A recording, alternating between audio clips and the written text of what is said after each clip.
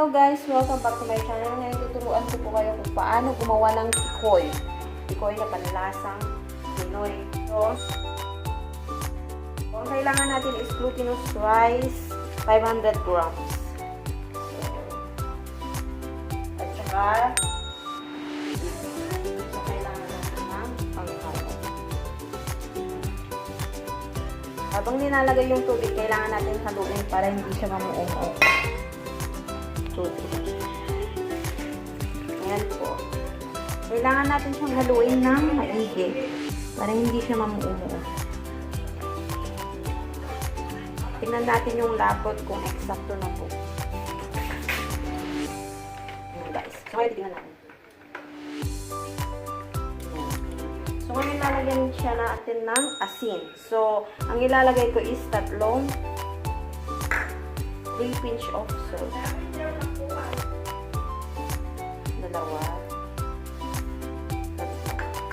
Asukal. 1 kalahating baso ng asukal na puti. So, haluin lang natin siya ng mabuti.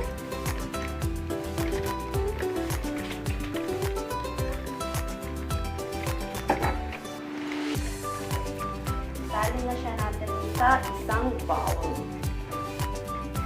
Pero kailangan natin siyang salahin para yung mga buo-buo din sa loob matanggal.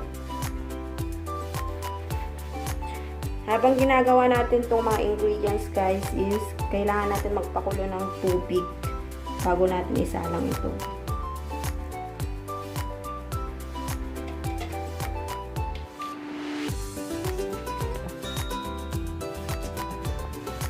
So ngayon, ayan, kumulo na po yung tubig na pinainit ko. So, ngayon, ilagay na po natin yung ating galapong. So, kailangan natin siyang takpan. So, wait until 35 to 40 minutes. So, antayin lang po natin. So, eto na po yung linuto ko kanina. So, ganito na po siya ngayon. So, ngayon, babalutin naman po natin siya. Samahan niyo po ako. So, ang kailangan lang po natin is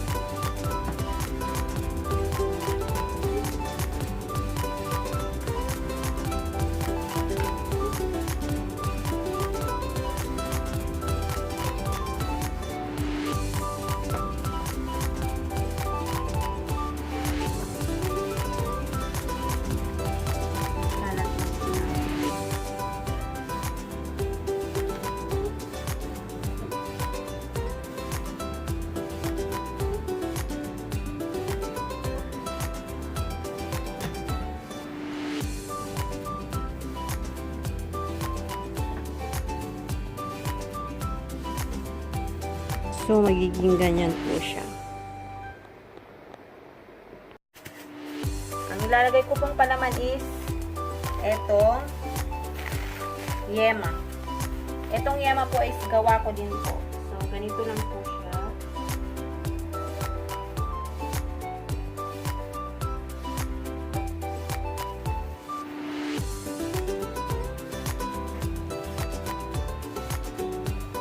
Then, itutupi po natin siya. Ito po ang paggawa ng tikoy. This is my original version kasi yema spread po ang ginagamit ko. Yema. Ayan. So, ang kailangan lang po natin gawin is hatiin lang po dito.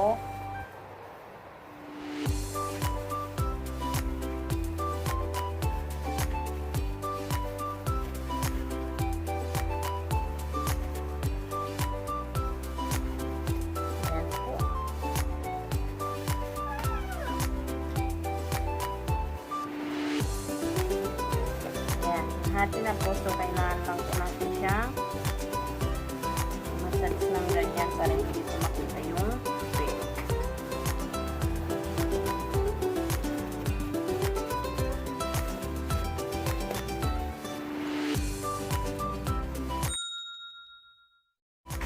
And then po, ang gagawin natin is tanggalin natin yung nasa dulo.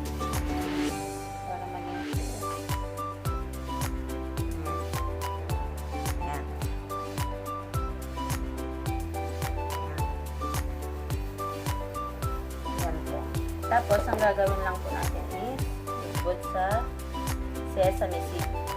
Ang karaniwang po na linalagay sa mga ibang tikoy is yung peanut. Pero sa akin po is sesame seed. Ayan po siya. Ayan. So, tingin lang ulit natin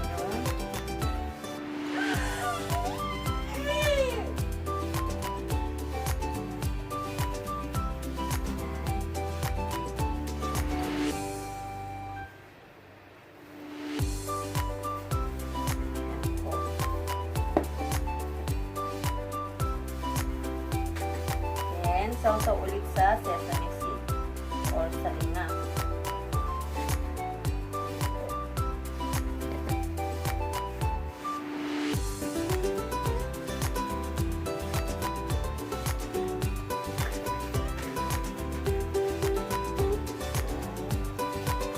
Ito na po yung finished product natin. Ito na po yung finished product natin. And 6 na piraso po is 10 dirham ang pagbenta ko dito. Pero hindi ko lang po alam sa Pinas. So, ito po yung finished product ko na tikoy. Ayan po. Thank you for watching.